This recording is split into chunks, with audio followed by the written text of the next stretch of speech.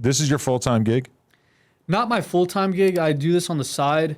Okay. I mean, I do this a lot. But if you weren't in college right now and you were doing this, would you be able to make a living at it, or is it not really like that? No, you can't make a living out of this. I mean, maybe one day. Were you making some money when you were on YouTube?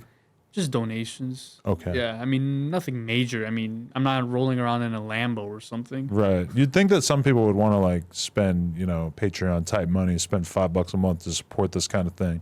Oh yeah, absolutely. This is an amazing cause. But then the fact that you get deleted off social media left and right is kind of like, What do you mean? are you able to stream it on Twitch? Like, are there platforms that?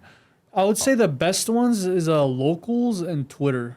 Okay. Twitter too. That makes sense. Yeah. Twitter you can live stream on as well. Twitter will let you do a lot of shit on that platform too, because I've seen like full on eating sites on Twitter. Yeah, that's gross. I don't know where you come across that, but Well, they DM me sometimes. They just like, because they know that I'm kind of fascinated by their world because I've mentioned it a couple of times. So I've had people DM me and then I click on it and it's like, oh my God, she just ate a piece of shit. So like that to me makes me feel like if they're not deleting that, then they're probably not going to delete some perv hunting, right?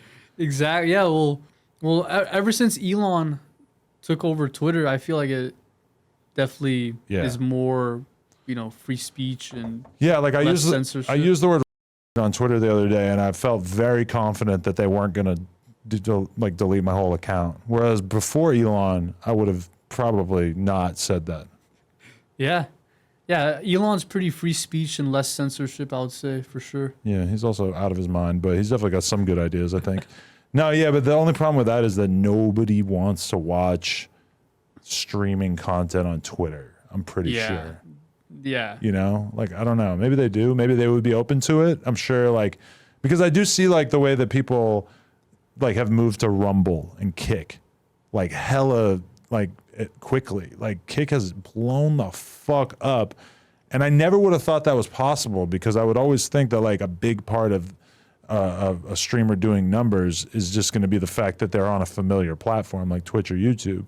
But it turns out a lot of these big creators are able to get their audience to move on over to Kick or Rumble pretty easily. So maybe you have a future on there, but I don't know. Yeah, well, YouTube is killing themselves by doing what they're doing right now on the platform. It's just they're targeting every community. It's not just my community, not just creep catching, but they're targeting these other communities. I've seen it where there's no monetization anymore within some certain genre. Oh, you can't say this. The rules are cracking down more. It seems like every year YouTube is just shooting themselves in the foot even worse than the year before. So that's why all these other platforms are getting bigger because everybody else is just migrating over to Rumble and Kick because they have more of a say and they have more of creator freedom. Yeah, I mean, sometimes I look at my YouTube, my old videos, and I remember how on YouTube I didn't have to upload stuff and then wait 3 days for it to get approved. Because a lot of times we'll have some epic interview and we're waiting a week or two to get all the clips monetized and stuff because they take so fucking long with it sometimes. It's kind of mind blowing. Whereas I got 5 million views back in the day for a video called I Did Acid in the Woods or something. I just went in the woods with my friends and did acid. I got 5 million views because the algorithm was pushing it super hard. That would never work now. Oh, yeah, it wouldn't. Yeah. So at some point, you're going to graduate college or whatever, and you're going to get a normal job, and you imagine yourself kind of leaving this hobby behind, or do you plan on kind of passing it down to somebody maybe? Nah, we're going to expand. Expand more. We're going to go to other states. We plan on going to states for long terms, not just going there for a day or two, but maybe a month, just doing a whole full-blown sting operation. And obviously when I get older, maybe 60 years old or 70 years old or whatever, obviously I won't have the energy to chase after these guys like how I am right now. Maybe I'll do a podcast myself. But wait, this is your hobby or your passion to the extent where you see yourself doing it until you're 60 years old? Yeah. Much respect, because I mean, I can't even say that about this. Am I going to do this when I'm 60? I don't know. That's kind of a tall order. But the fact that you feel so strongly about it that you want to do it till you're 60, that says a lot. I mean, you should keep going. Absolutely, yeah. There's no plans of ending it anytime soon, for sure. So you are not necessarily thinking about getting a full-time job after college, or are you just going to do both? I'm gonna do both. Yeah, I'll have a job, a good paying job, and then You could take that money and spend it on your operation. exactly. But I feel like you could have like a Patreon and that you could be making enough money to survive off maybe at some point. Well, that's what Locals is for, just for help, helping, donations and stuff. Definitely. You have a girlfriend?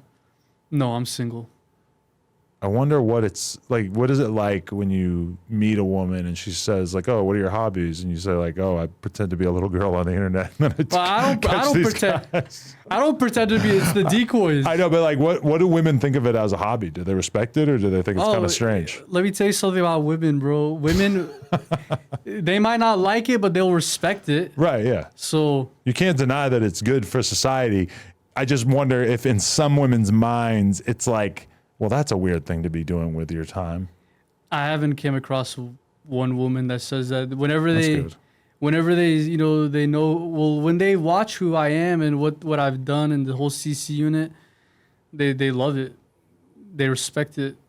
I don't have problems good. with that. It's good to know. Women are still fundamentally good. Okay, so yeah, I don't know. Anybody you want to thank? Anybody? Anything else we need to know? I would say thank you to all the CC unit members, Joe, John, drop names, can I? Sure. Joe, John, Jerry, Biff, all them. Shout out to the whole CC unit crew. Shout out to my parents, because my parents are the ones who raised me to be who I am today. What do your parents think of this? Oh, they think it's dangerous. Yeah, that's see. That's how I know I'm old. Is that when I think about it? Yeah, the danger part does stand out to me, even though it's like it's making a difference. But it's also like, fuck, that sounds kind of scary. So you don't have somebody with a gun when you guys are out and about doing this?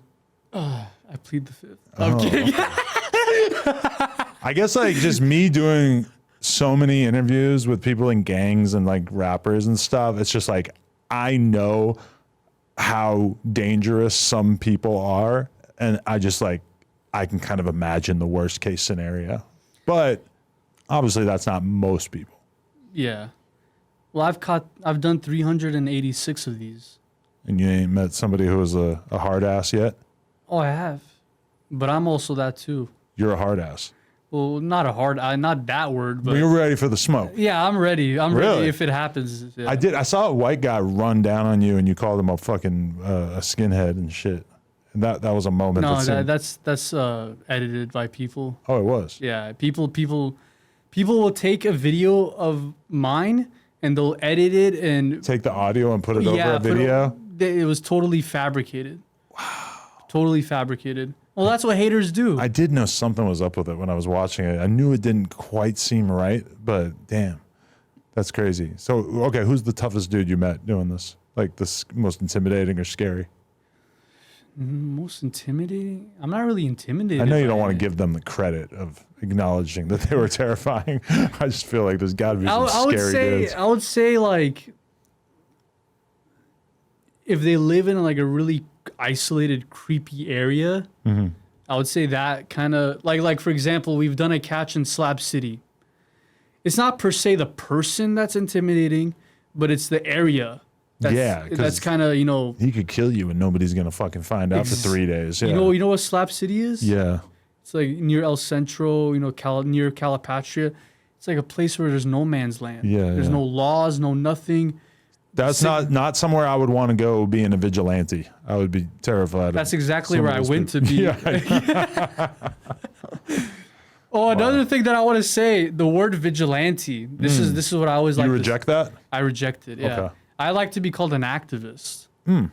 Because if you look up the term vigilante, it says someone that takes the law into their own hands, but we don't do that. We don't arrest these guys. Right. That's We're true. We're not. You're alerting the police. Yeah. Exactly. Yeah. We're activists. We're not vigilant. Because the way the media is, the like I've dealt with media before, like some news outlets like NBC and CBS and Fox and all that. Right. Sometimes they say the word vigilante and they try to put a bad light on it, where they try to make us look bad Right. by using that word. Right. So when you get a high profile catch, the media just starts hitting you up and they just want you on and stuff. Yeah. That's probably good because it probably helps you grow, right? Yeah. I mean, I'm pretty well connected with a lot of reporters now. They know who I am. Right. Would you ever want to do like a TV show or like a more professional version? Yeah, for sure. That would be definitely something to look into. You know what's fucked up with YouTube is like, okay, you don't want sting operations. Well, why are there like 5 million To Catch a Predator episodes that have like 20 million views? That shit's all over YouTube. Yeah, but I guess they see Chris Hansen as someone more high level. Yeah, it's, I guess, a more polished product, and they probably have the cops right there from the beginning and stuff like that. I could see how there is a difference in their mind, but if you're going to have a policy, you kind of got to be consistent with it, right? Absolutely. No discrimination there. Okay. Well, thank you, Ghost, CC Unit, doing the Lord's work, making the streets safe for 10-year-olds, 12-year-olds, 4-year-olds, whatever it may be. I respect it. I appreciate it. Yeah. But I think one of the main things also that I would put out there is parents should be extremely aggressive with policing their kids' access to social media. Oh, yeah, for sure. Not to take anything away from the danger that these guys are creating, but that's one thing for me. I know exactly how dangerous it is. I've had friends who told me that they gave their kid TikTok and they didn't realize that there was DMs on TikTok. And then all of a sudden they go into the DMs and they find their kid having all kinds of weird ass conversations with dudes who might be one of these fucking guys that you're catching, or it might actually just be another kid. But either way, they have no idea. So, I mean, yeah, this whole internet stuff, it's like a playground for these creeps. So the parents should definitely be on the lookout for that. it's so terrifying for me that at some point I'm going to have to just like let my kid have social media and just deal with it. You're just going to have to deal with it. And I don't know if that's going to be 12 or 13 or 14 or 15 or 16. I realize at a certain point that all these kids are going to have it. So if she doesn't have it in high school, she's going to be the weird kid that doesn't have social media, right? I don't know. I mean, when I was in high school, the people who were cool in high school, now they're the weirdos. In my that's opinion. pretty consistent. And I would say I wasn't really too popular or the cool kid in high school. And all these other ASB people, they were the cool ones. But now I would say the tables have turned. Like, they're kind of the weirdos now. So I wouldn't really pay attention to what's weird. I'm just more talking about the danger. Oh. Yeah. Yeah. But we'll hope for the best. I need everybody to check out NoJumper.com. We officially started a blog. It has in-depth articles about current events, music, etc., plus all of our content in terms of podcasts, interviews, etc. And you can get some exclusive new merch if you check out NoJumper.com. So make sure you tap in.